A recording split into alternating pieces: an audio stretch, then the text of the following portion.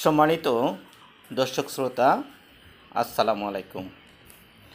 আজ আমি আপনাদেরকে একটি আশ্চর্য এবং অদ্ভুত গাছের বর্ণনা দেওয়ার চেষ্টা করব। বন্ধুরা, আমি যে উদ্ভিদের বর্ণনা দিচ্ছি ওইটির নাম হচ্ছে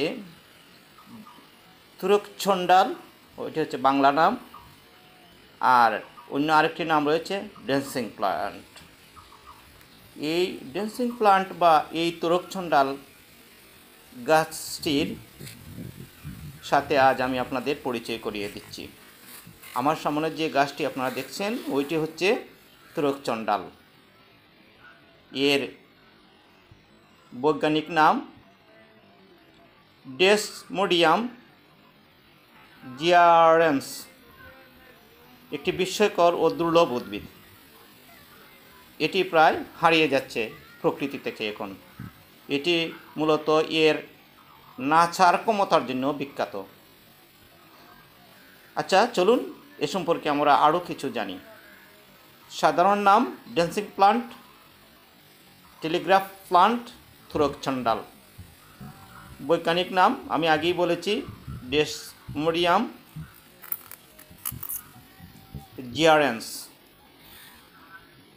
এটি হচ্ছে একটি ডাল জাতীয় গাছের পরিবার, ফেবেসিয়া।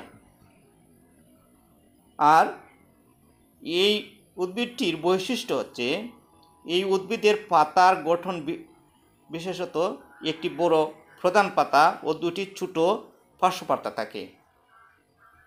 পার্শ্ব পাতাগুলো সূর্যের আলো, শব্দ বা তাপের প্রতি সংবেদনশীলভাবে সাড়া দেয় এবং ছোট ছোট আন্দোলন করে। এটি দিনের আলোতে নিজে থেকেই নিয়মিত নড়াচড়া করে, যেটি নাচ বলে মনে হয়। এই নড়াচড়াকে বিজ্ঞানে বলা হয় টিগমানিস্ট্রি বা নাস্টিক মুভমেন্ট।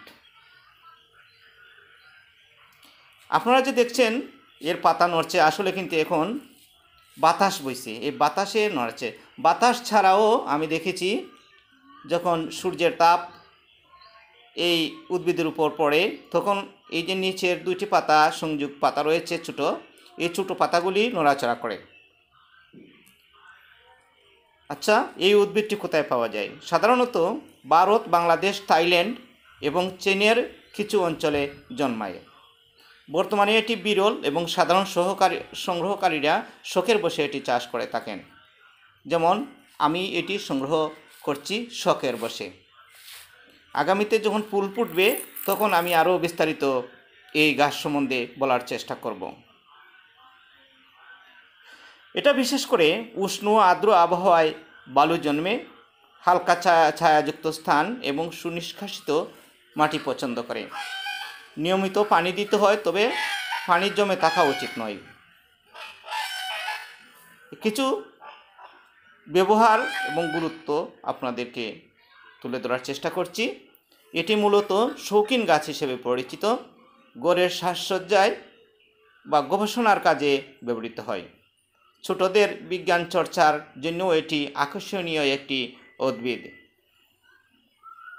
বন্ধুরা, পাশাপাশি যে আরেকটি উদ্ভিদ আপনারা দেখছেন ওটির নাম হচ্ছে বনছন্ডাল, একই গোত্রের উদ্ভিদ। এছাড়াও আমার কাছে আরও দুইটি প্রজাতি রয়েছে। আমি অন্য ভিডিওতে ওই দুইটি প্রজাতি সহ আপনাদেরকে পরিচয় করিয়ে দেওয়ার চেষ্টা করব।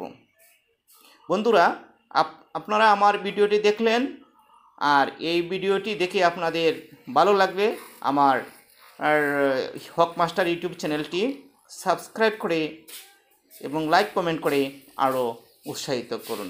ধন্যবাদ বন্ধুরা, আসসালামু আলাইকুম।